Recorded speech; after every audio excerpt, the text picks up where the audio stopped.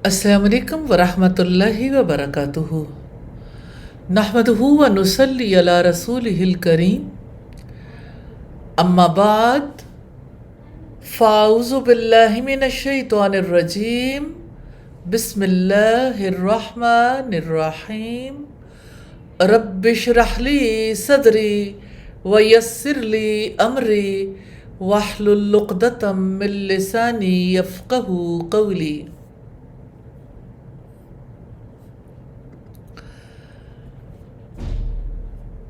आज का टॉपिक बहुत ही इम्पोर्टेंट है और बहुत ही interesting. The core principles and beliefs of the mission of रसूलुल्लाह सल्लल्लाहु अलैहि वसल्लम।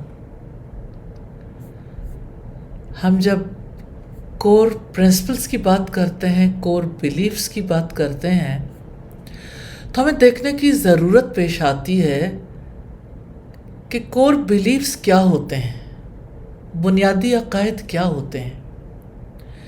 देखिए, अक़ीदा का लफ्ज़ जब आप यूज़ करते हैं, बीइंग अ मुस्लिम, आप इन चीज़ों को अच्छे तरीके से समझते हैं, लेकिन ओवरऑल अपनी पूरी पॉपुलेशन के हवाले से देखिए जिन्हें इस चीज़ की अंडरस्टैंडिंग नहीं है, जो कोर बिलीफ्स के हवाले से कुछ और चीज़ माइंड में रखते हैं।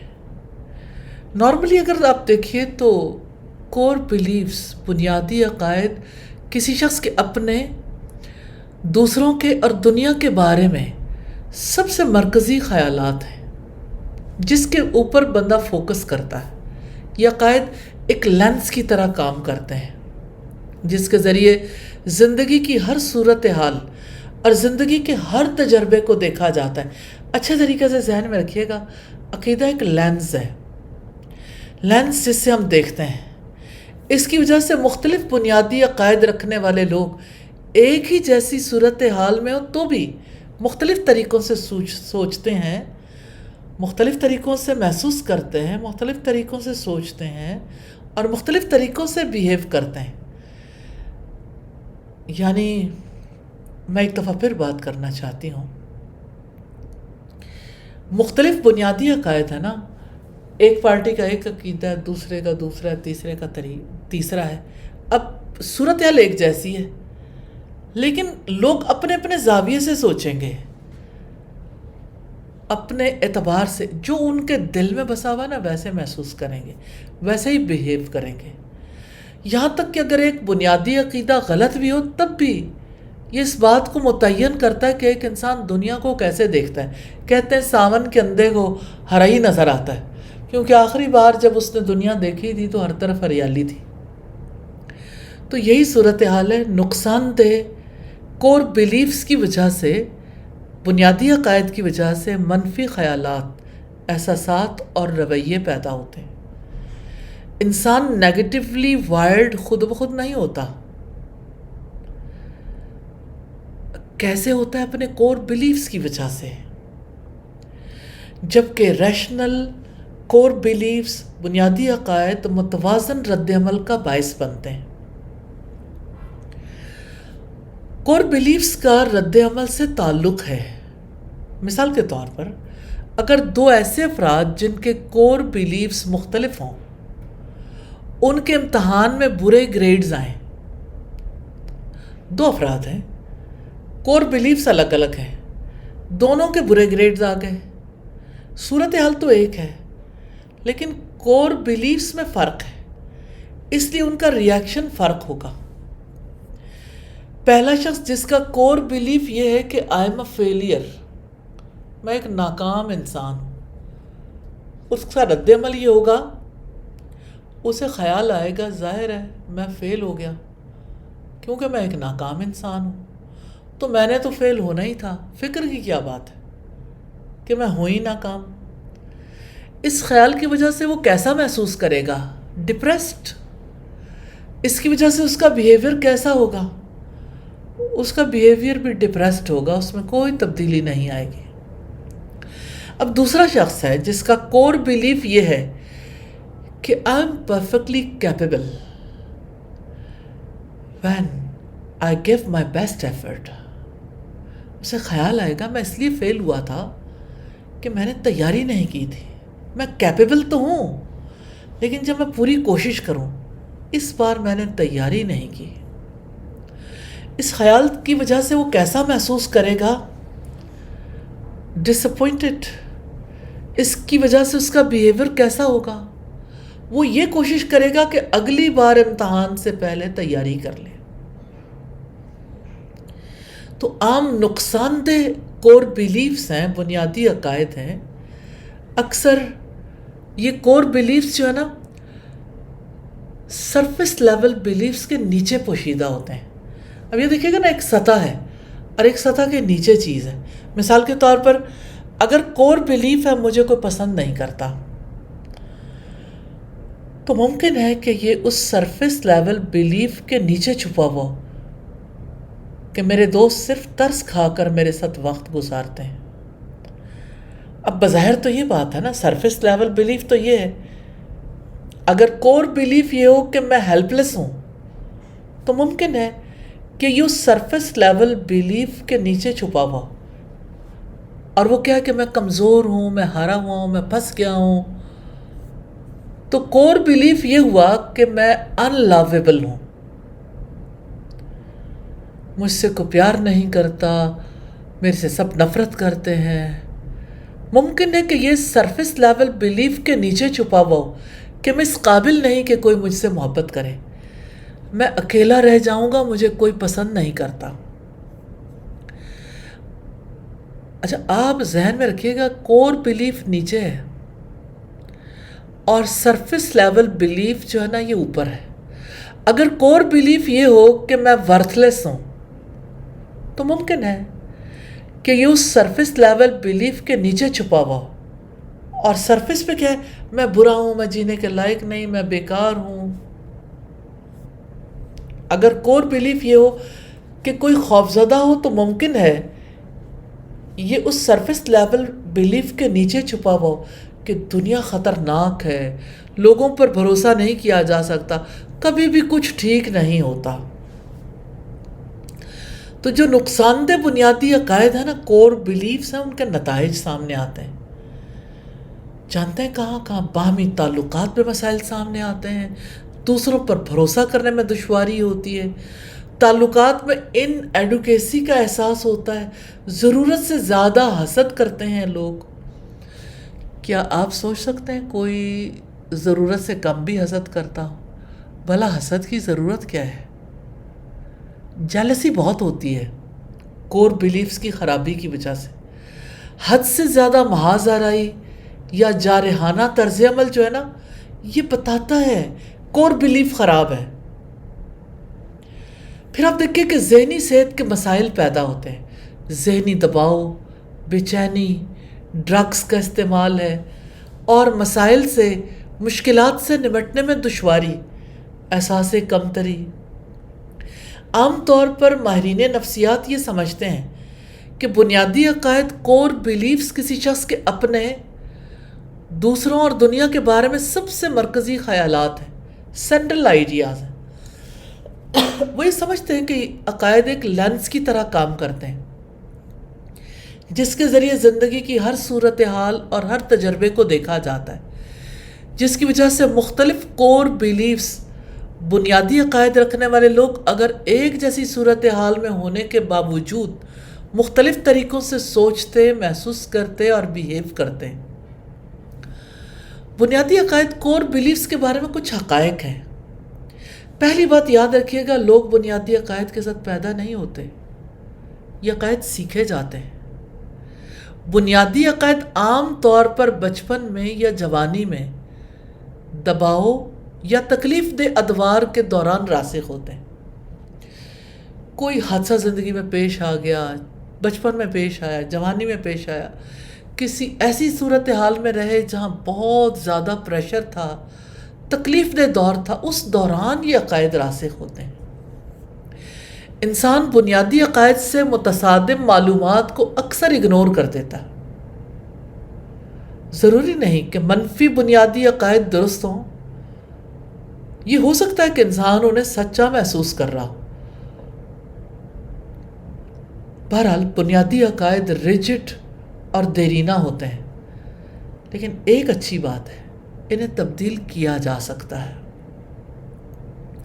یہ خود ساختہ ہے، خود ساختہ کور بیلیفز ہے نا، بنیادی عقائد جن کی وجہ سے انسان بڑے پیمانے پر ذہنی صحت کے مسائل کا شکار رہتے ہیں، ذہنی دباؤ کا، انگزائٹی، ڈرگز کا یوز کرتے ہیں، مشکلات سے نمٹنے میں دشواری پیش آتی ہے، انفیریورٹی کمپلیکس میں مبتلا ہوتے ہیں۔ ان خود ساختہ کور بیلیفز کی وجہ سے انسان باہمی تعلقات کی ناہمواریوں کا شکار رہتے ہیں، انہیں دوسروں پر بھروسہ نہیں کرنا آتا، بھروسہ کرنے میں دشواری ہوتی ہے، حد درجے کی جیلسی ہو جاتی ہے، حد سے زیادہ محاذ آرائی یا جارحانہ طرز عمل اختیار کرتے ہیں، یہ تعلقات میں ان ایڈوکیسی محسوس کرتے ہیں، ہر وقت انہیں ریلیشن شپ میں ان ایڈوکیسی نظر آتی ہے۔ اچھا، کور بیلیفز کو آج کے دور سے اٹھا کر اب پیچھے لے جائیں، پیچھے رسول اللہ کے دور میں، تو جس دور میں اللہ تعالیٰ نے اپنے آخری رسول محمد صلی اللہ علیہ وسلم کو مبعوث فرمایا، اس دور میں عرب میں رہنے والے لوگوں کو اگر دیکھیں تو ان کے اندر کتنے ہی اعلیٰ اخلاق تھے، ذہین و فتین تھے، جود و سخا میں معروف تھے، بہادر تھے، مردانگی اور دلیری تھی، حریت پسندی تھی، ظلم سے نفرت میں اپنی مثال آپ تھے، ایفائے عہد، صاف گوئی، سچائی، صبر و قناعت، قوت برداشت، جسمانی قوت، بلند حوصلہ، معاف کر دینے اور پناہ دے کر حفاظت کرنے کے اعلیٰ اوصاف سے متصف تھے۔ ان افراد کے معاشرے کو اللہ تعالیٰ نے اپنے آخری نبی کی بعثت کے لیے منتخب فرمایا، لیکن اس دور کے کتنے ہی افراد تھے جو اسلام قبول نہیں کر سکے، انہوں نے اپنے سامنے وحی اترتی دیکھی، اس کے باوجود اسے قبول نہیں کر سکے۔ اگر ہم یہ دیکھنا چاہیں وہ کیا چیز تھی جو ان کے راستے کی رکاوٹ بن گئی، تو یہ ان کے کور بیلیفز تھے۔ آج آپ کے گھروں میں بھی یہ مشکلات ہو سکتی ہیں، آپ کی ورک پلیس پہ بھی ہو سکتی ہیں، آپ کے معاشرے میں بھی ہو سکتی ہیں، اور دنیا کے کسی کونے میں بھی، جہاں بھی حق کی دعوت دی جائے گی وہاں ٹکراؤ کور بیلیف سے ہوگا۔ تو پہلے نمبر پر پہچاننے کی ضرورت ہوتی ہے کسی بھی مشنری کو کہ ان کے کور بیلیفز کیا ہیں۔ قرآن حکیم نے اہل مکہ کے کور بیلیفز کو ایڈریس کیا ہے۔ اگر آج ہم دیکھنا چاہیں ان کے کور بیلیفز کیا ہیں تو آپ سب جانتے ہیں، عرب بت پرستی میں مبتلا تھے، ہر قبیلے کا ایک مخصوص بت تھا، عقیدہ بت پرستی کا اہل عرب کی زندگی اور دل و دماغ پر گہرا اثر تھا، جس کی وجہ سے وہ حق کے مقابلے میں ڈٹ گئے، انہوں نے اسلام کی دعوت کو قبول کرنے سے انکار کر دیا۔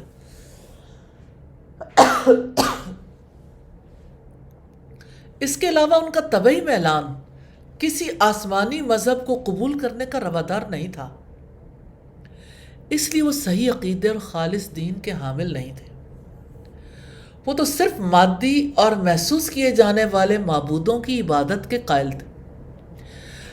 وہ اپنے معبودوں سے اس قدر عقیدت رکھتے تھے کہ ان کی خاطر اپنی جان، مال اور بیٹوں تک کو نچھاور کر دیتے تھے۔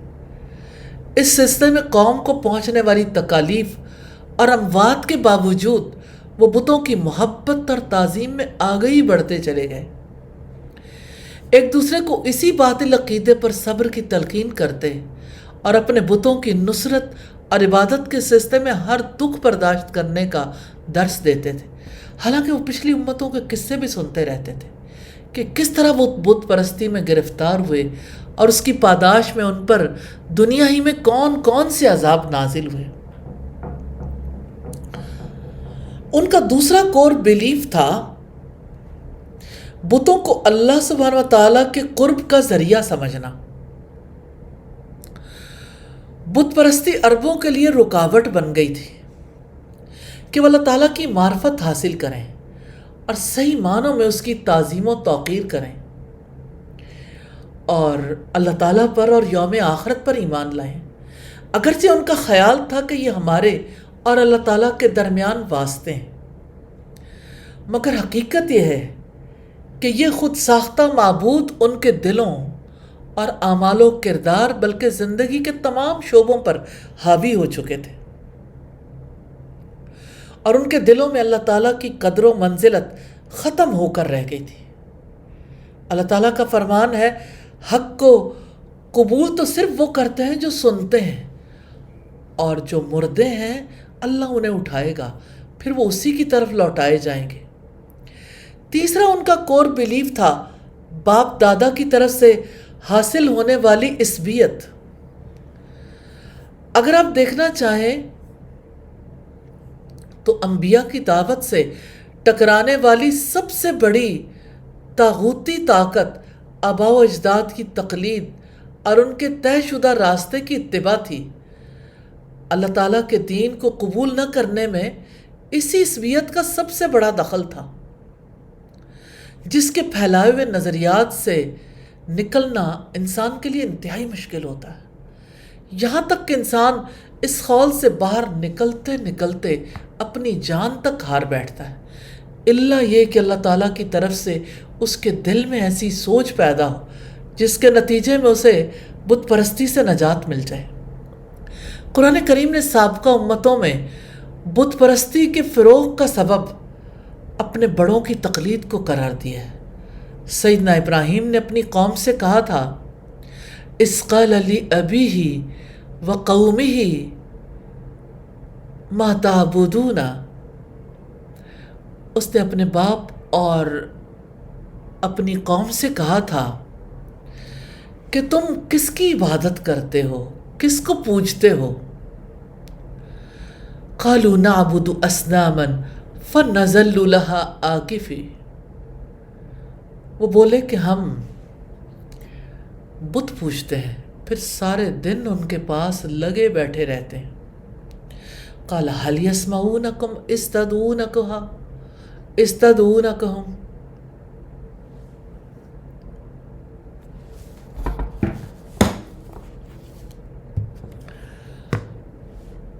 ابراہیم علیہ السلام نے کہا، جب تم انہیں پکارتے ہو کیا وہ تمہاری پکار سنتے ہیں؟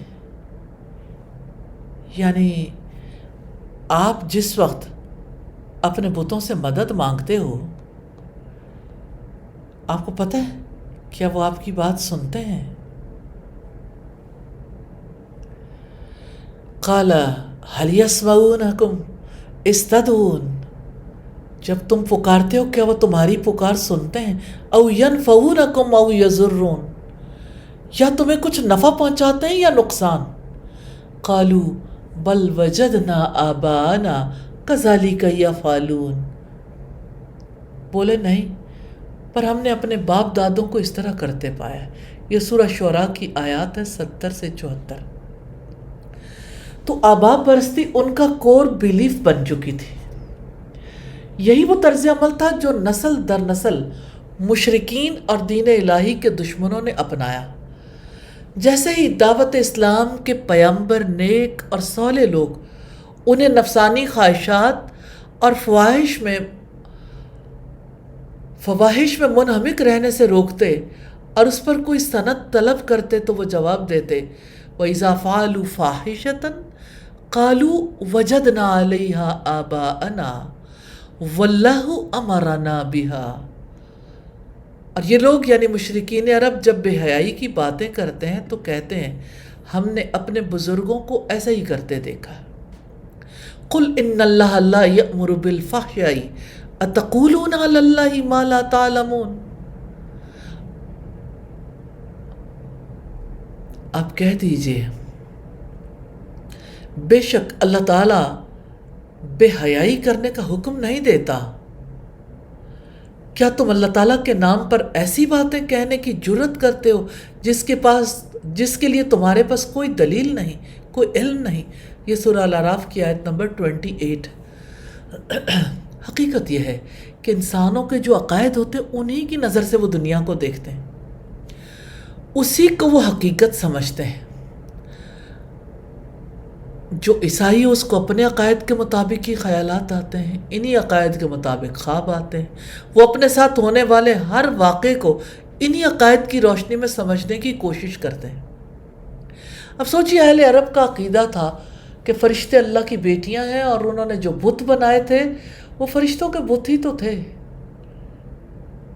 وہ عورت کو تمام خرابیوں کی جڑ سمجھتے تھے، اور آپ دیکھیں کہ عورت کا ان کی سوسائٹی میں کیا مقام تھا۔ تو یہ کور بیلیف تھا نا ان کا کہ مرد اصل ہے۔ آپ دیکھیں ہماری سوسائٹی میں مردانگی یا مردوں کے بارے میں بات ہوگی، جب عورت کی بات آئے گی تو یعنی ایسی باتیں آئیں گی، عورتوں کی طرح یہ نہ کرو، عورتیں ایسے کرتی ہیں، عورتیں ایسے کرتی ہیں، یعنی ہمیشہ جو نیگیٹو پہلو ہوتا ہے وہ عورتوں کی طرف موڑ دیا جاتا ہے۔ آپ اسے ہائر ایجوکیشن کے اداروں میں بیٹھ کے دیکھ لیں، پروفیسرز کے درمیان ہونے والی ڈسکشنز میں دیکھ لیں، یہ کور بیلیف ہے سوسائٹی کا۔ تو اسی طرح کوئی یہودی ہو تو وہ بھی اپنے عقائد کی روشنی میں دنیا کو دیکھتا ہے، جو ایتھیسٹ ہو وہ بھی اپنے کور بیلیف رکھتا ہے، انہی کی روشنی میں ان کی زندگی ڈرائیو ہوتی ہے۔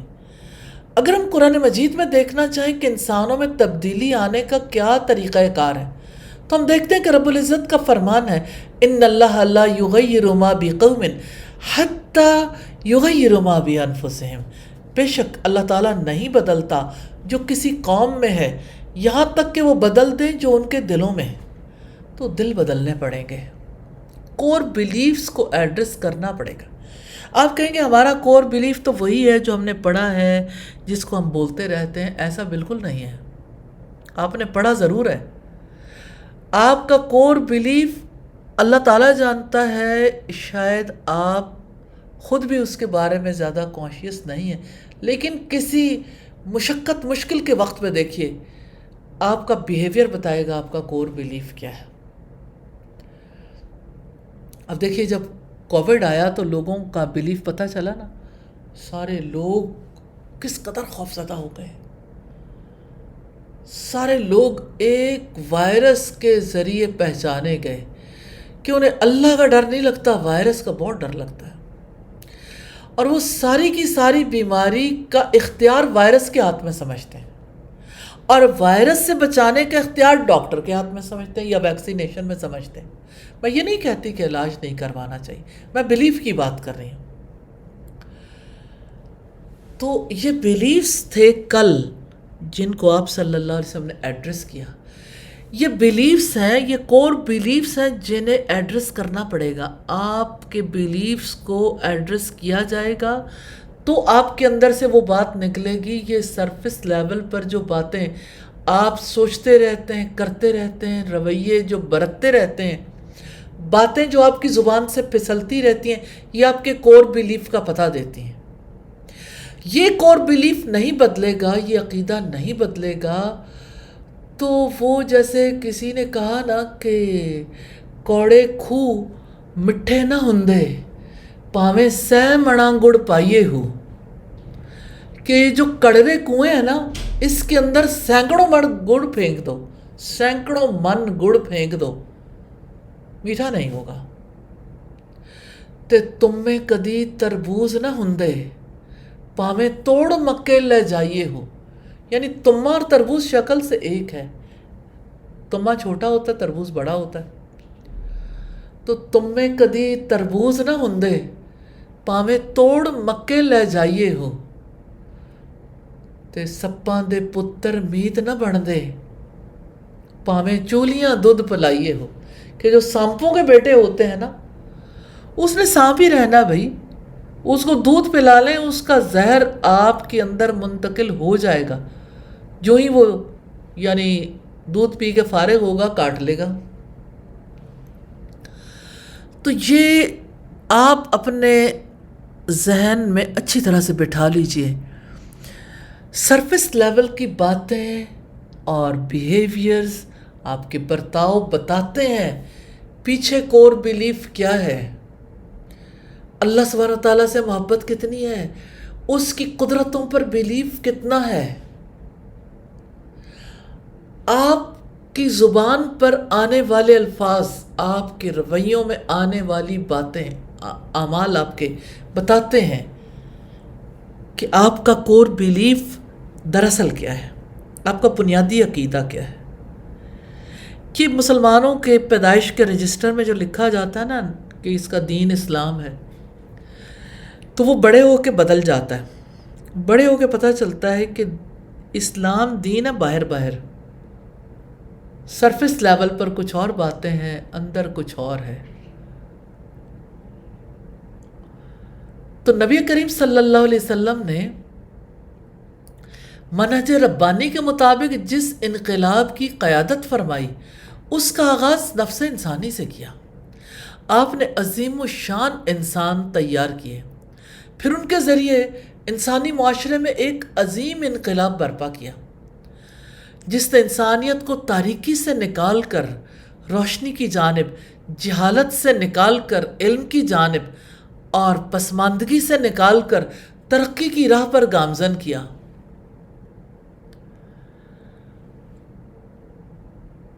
اور پھر ان کی بدولت ایک بہترین اور شاندار تہذیب کو متعارف کروایا۔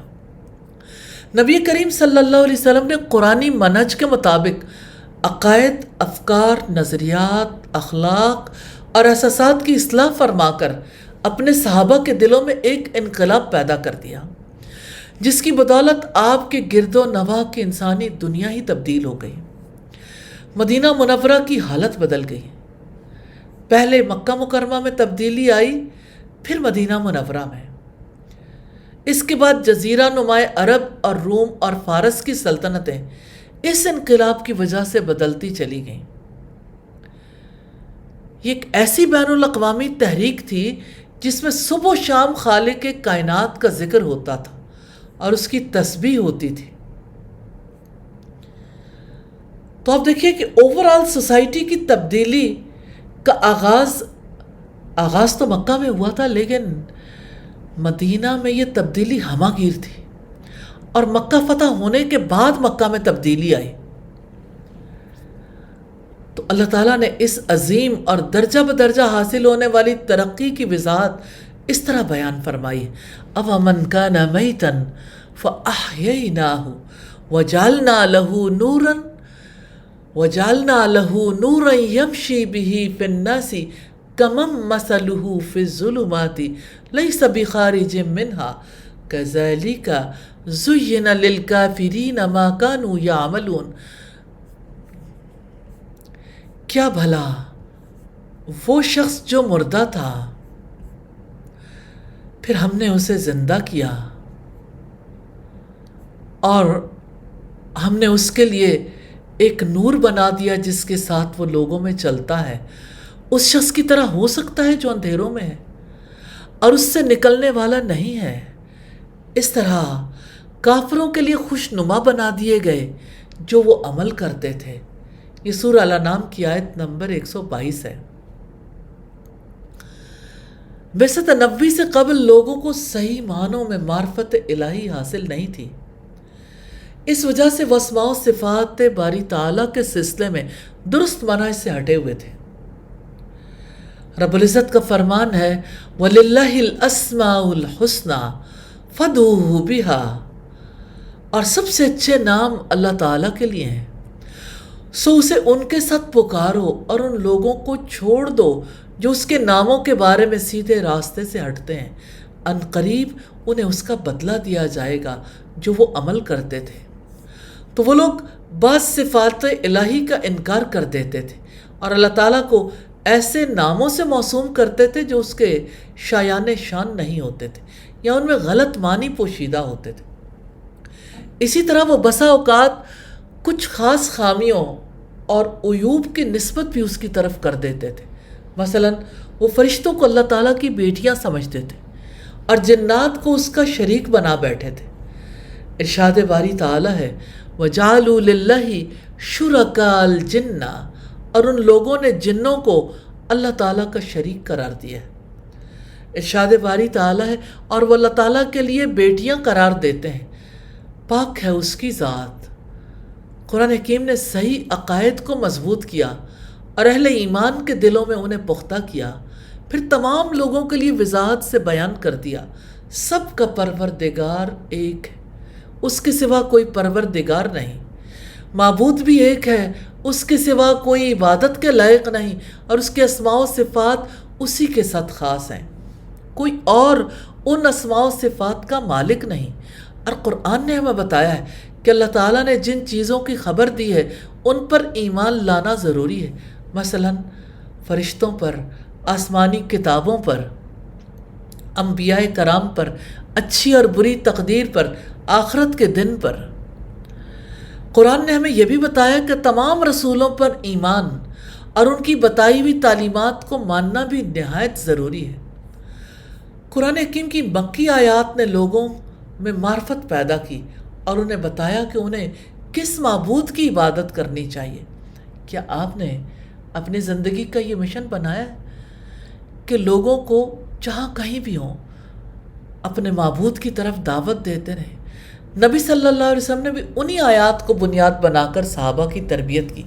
پہلے ہی دن سے آپ کی تمنا رہی کہ لوگوں کو اپنے رب کے بارے میں صحیح تصور دیں اور انہیں بتائیں کہ ان کے رب کے ان پر کیا حقوق ہیں۔ نبی صلی اللہ علیہ وسلم کو اس بات کا احساس تھا کہ یہ تصور ہی ان پاک باز نفوس اور فطرت سلیمہ کے حاملین کو ایمان و یقین کی دولت دے سکتا ہے۔ قرآن حکیم سے ماخوذ اس تصور کو عام کرنے کے لیے نبی کریم صلی اللہ علیہ وسلم نے اپنی تمام تر توجہ ان پہلوؤں پر مرکوز رکھی۔ قرآن حکیم کے مکی دور میں مسئلہ قضاء و قدر کو بھی اہمیت دی گئی۔ آپ صلی اللہ علیہ وسلم نے قضاء و قدر کا صحیح مفہوم سمجھایا اور صحابہ پر اس کے گہرے اثرات مرتب ہوئے۔ رب العزت نے فرمایا اِنَّا كُلَّ شَيْءٍ خَلَقْنَاهُ بِقَدَرٍ، ہم نے بلا شبہ ہر چیز کو ایک اندازے کے ساتھ پیدا کیا ہے۔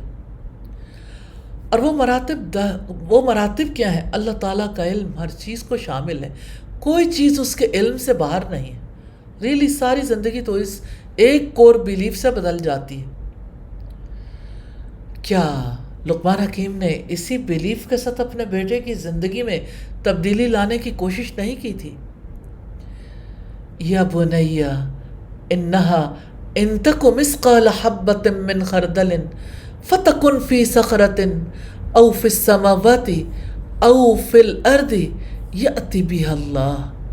اے میرے چھوٹے بیٹے، اگر کوئی رائی کے دانے کے برابر کوئی ذرہ آسمانوں میں ہو، زمین میں ہو، کسی چٹان کے نیچے ہو، اللہ تعالیٰ اسے لے آئے گا، اللہ سبحانہ و تعالیٰ اسے لے آئے گا۔ تو اللہ سبحانہ و تعالیٰ نے ہر دور میں لوگوں کو اپنے علم کا یقین دلایا۔ درخت سے گرنے والا، درختوں سے گرنے والا کوئی پتا ایسا نہیں ہے جس کا اللہ سبحانہ و تعالیٰ کو علم نہ ہو۔ کوئی مادہ حاملہ نہیں ہوتی مگر اللہ تعالیٰ جانتے ہیں۔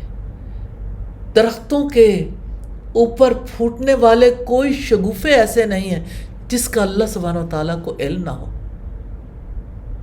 تو اللہ سبحانہ و تعالیٰ کا علم کامل ہے،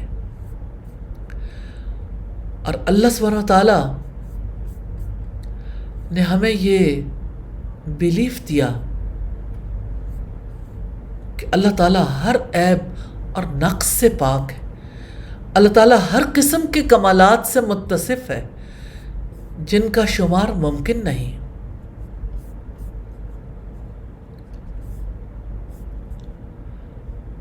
نہ اس کی کوئی بیوی ہے، نہ کوئی اولاد۔ اللہ تعالیٰ ہر چیز کا خالق و مالک ہے، تمام معاملات کو کنٹرول کرنے والا ہے، تمام معاملات کو کنٹرول کرنے والا ہے۔ رب العزت نے فرمایا بلا شبہ تمہارا رب وہی اللہ ہے جس نے آسمانوں اور زمین کو 6 دنوں میں پیدا کیا، پھر وہ عرش پر بلند ہوا، وہ رات کو دن پر اڑاتا ہے، وہ تیزی سے اس کے پیچھے چلا آتا ہے، اور سورج، چاند اور ستارے سب اس کے حکم کے تابع کیے ہوئے ہیں۔ سن لو، پیدا کرنا اور حکم دینا اسی کا کام ہے۔ اللہ تعالیٰ بڑی برکت والا ہے جو سارے جہانوں کا رب ہے۔ تو اس کائنات میں ہمیں چھوٹی بڑی یا ظاہر اور مخفی جو بھی نعمت حاصل ہوتی ہے وہ صرف اللہ تعالیٰ ہی کی طرف سے ہوتی. تو آپ دیکھیے گا یہ چیز آپ کے کور بلیف میں ہے، آپ کے اندر سمائی بھی ہے. وما بکم من نعمت فمن اللہ ثم اذا مسکم الضر فالیہ تجارون. اور تمہارے پاس کوئی نعمت بھی ہے وہ اللہ تعالیٰ ہی کی طرف سے ہے، پھر جب تمہیں تکلیف چھوتی ہے تو تم اس کی طرف گڑ گڑاتے ہو. یہ سورہ نحل کی آیت نمبر 53 ہے. چوتھی چیز ہے، ہر چیز اللہ تعالیٰ کے احاطہ علم میں ہے. رب العزت نے فرمایا وَأَنَّ اللَّهَ قَدْ أَحَاطَ بِكُلِّ شَيْءٍ عِلْمًا. اور اللہ تعالیٰ نے یقیناً ہر چیز کا اپنے علم سے احاطہ کر رکھا ہے. تو اللہ تعالیٰ اپنے فرشتوں کے ذریعے سے ہر انسان کے تمام ریکارڈ تیار کرواتا ہے. یہ کور بلیف ہے. اس میں معمولی سے معمولی چیز اور بڑی سے بڑی چیز بھی موجود ہے. اس نامہ اعمال کو ایک مناسب وقت پر انسان کے سامنے پیش کیا جائے گا. ما یلفظ من قول الا لدیہ رقیب عتید. کوئی لفظ وہ نکال نہیں پاتا مگر ایک تیار نگران اس کے پاس ہوتا ہے. اور چھٹا کور بلیف ہے، اللہ تعالیٰ اپنے بندوں کو ان کی پسند اور چاہت کے مطابق مختلف معاملات میں مبتلا کر کے ان کا امتحان لیتا ہے تاکہ لوگوں کو ان کی حقیقت معلوم ہو جائے کون اللہ تعالیٰ کی قضاء و قدر پر راضی رہتا ہے اور ہر حال میں اس کے سامنے سر تسلیم خم کرتا ہے. یقیناً ایسے ہی لوگ خلافت و امانت اور سرداری کے اہل ہوتے ہیں. اور کون ہے جو اس کی قضاء و قدر پر راضی نہیں ہوتا بلکہ غصے کا اظہار کرتا ہے؟ ایسے لوگ غضب الہی کا شکار ہوتے ہیں اور کوئی ذمہ داری ان کے سپرد نہیں کی جاتی. اور ساتواں کور بلیف ہے، اللہ تعالیٰ ایسے انسان کی نصرت اور تائید فرماتے ہیں اور اسے مکمل توفیق عنایت کرتے ہیں جو سب کو چھوڑ کر اس کی پناہ، حفاظت اور امان میں آنا چاہیے اور کسی کام کے کرنے یا چھوڑنے میں اس کے حکم کی تعمیل کرے. اور آٹھواں ہے، اللہ تعالیٰ کا بندوں پر حق ہے کہ صرف اسی کی عبادت کریں، اسی کی توحید کو تسلیم کریں، اس کے ساتھ کوئی شریک نہ ٹھہرائیں. اس نے فرمایا بل اللہ فاعبد وکم من الشاکرین. بلکہ آپ اللہ تعالیٰ کی عبادت کریں اور شکر گزاروں میں سے ہو جائیں. اللہ سبحانہ و تعالیٰ نے قرآن حکیم میں توحید بندگی کے تقاضے بیان کر دیے ہیں. امت مسلمہ کے ہراول دستے نے اس تربیت کے دوران اللہ تعالیٰ کی صفات اور اسماء حسنہ کا فہم حاصل کیا اور ان کے تقاضوں کے مطابق اس کی بندگی اختیار کی ہے. اس طرح اللہ تعالیٰ کی عظمت ان کے دلوں میں پختہ ہو گئی، اس کی خوشنودی کا حصول ان کا نصب العین بن گیا. انہوں نے اس احساس کو ہمیشہ بیدار رکھا کہ وہ ہر لمحے اللہ تعالیٰ کی نگرانی میں اور وہ انہیں دیکھ رہا ہے. اس طرح انہوں نے اپنی خواہشات نفس پر کنٹرول کیا اور بے قابو نہیں ہونے دیا. صحابہ کرام نے اپنے آپ کو ہر قسم کے شرک سے پاک رکھا. نہ شرک فی التصرف کے قریب گئے، نہ شرک فی الاسماء و صفات کو قریب آنے دیا. اس بات کا عقیدہ رکھا کہ اللہ تعالیٰ کے اسماء و صفات کسی دوسرے کو حاصل نہیں ہو سکتے.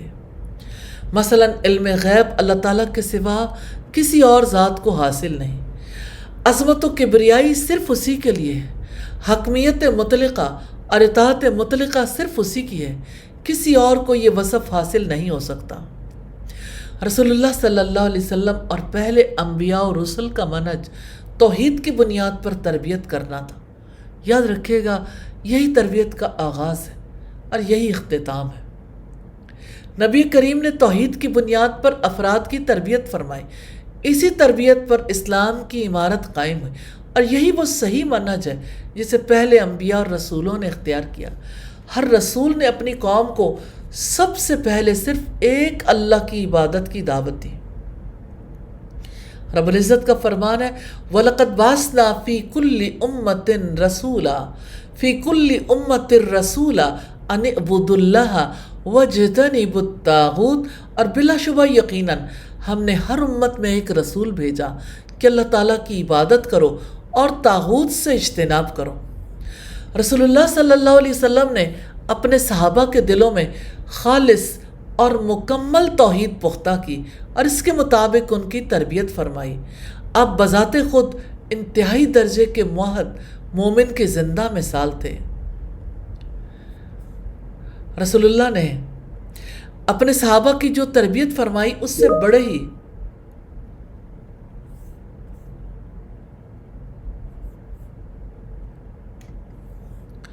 رسول اللہ نے اپنے صحابہ کی جو تربیت فرمائی اس سے بڑے ہی مبارک ثمرات حاصل ہوئے۔ صحابہ کرام میں کوئی ایسی بات نہ رہی جو توحید الوہیت یا توحید ربوبیت یا توحید اسماء و صفات کے منافی ہو۔ انہوں نے ایک اللہ کے سوا کسی کی حاکمیت تسلیم نہ کی، اس کے سوا کسی کو مطاع نہ جانا، اسے ناراض کر کے کسی دوسرے کی اتباع نہ کی، اور کسی دوسرے کی محبت کو اللہ سبحانہ و تعالیٰ کی محبت پر غالب نہ آنے دیا۔ اللہ کے سوا کسی اور کا خوف ان کے دلوں پر غالب نہ آ سکا۔ انہوں نے صرف اسی پر مکمل اعتماد کیا، اس کے سوا کسی کو جائے پناہ نہ سمجھا، صرف اسی سے مانگا، اسی سے مغفرت طلب کی، اسی کے نام پر جانور ذبح کیے، اسی کے لیے نظریں دیں، اس کے سوا کسی کو مدد کے لیے نہیں پکارا۔ وہ امور جو اسی کی قدرت اور طاقت میں ہیں، ایسے امور میں صرف اسی سے استعانت چاہی، صرف اسی کے سامنے سر جھکایا، اسی کو سجدہ کیا، اس کے لیے حج کیے، اسی کے گھر کا طواف کیا، ہر قسم کی عبادت خاص اسی کے لیے کی، نہ اسے مخلوق سے تشبیہ دی نہ معدوم سے، بلکہ اس سے ہر قسم کے عیب اور نقص کی نفی کی۔ انہوں نے اللہ تعالیٰ کی ایسی تمام صفات کو تسلیم کیا جو اس نے خود بیان کی یا اس کے رسول نے بیان کی۔ کسی بھی صفت میں نہ تحریف کی، نہ تعویل، نہ تعطیل سے کام لیا، صرف اسی کا خوف دل میں بسایا۔ مطلق اطاعت کا حق اس کے سوا کسی کو نہیں دیا، اس کے اوصاف ربوبیت میں کسی کو شریک نہ کیا، مثلا زندگی عطا کرنا، موت سے ہمکنار کرنا، رزق دینا، اس علم کا مالک ہونا جو ہر چیز کا احاطہ کرنے والا ہے، قدرت کاملہ کا مالک ہونا، قائم بالذات ہونا، تحلیل و تحریم کا فیصلہ کرنا، اور اس جیسی صفات میں وہ کسی دوسرے کو اللہ تعالیٰ کا شریک نہیں سمجھتے تھے۔ اللہ تعالیٰ ہمیں بھی توفیق عنایت فرمائے کہ ہم قولاً فعلاً اعتقاداً توحید کے تقاضے پورے کریں۔ یقیناً اللہ تعالیٰ اس بات پر قادر ہے اور وہ ایسا کر سکتا ہے انشاءاللہ۔ انشاءاللہ کور بلیفز کا سلسلہ آئندہ بھی جاری رہے گا، اور ریئلی ساری زندگی کی بنیاد انہی پر ہے، اسی کی وجہ سے کامیابی ممکن ہے، اس زندگی میں بھی، آنے والی زندگی میں بھی۔ اس لیے اس کو اچھے طریقے سے اپنے اندر پختہ کر لیجئے، بار بار دہرائیے۔ اللہ سبحانہ و تعالیٰ ہمیں توفیق عطا فرمائے۔ آمین ثم آمین۔ سبحانک اللہم و بحمدک، نشہد ان لا الہ الا انت، نستغفرک و نتوب الیک۔ السلام علیکم ورحمۃ اللہ وبرکاتہ۔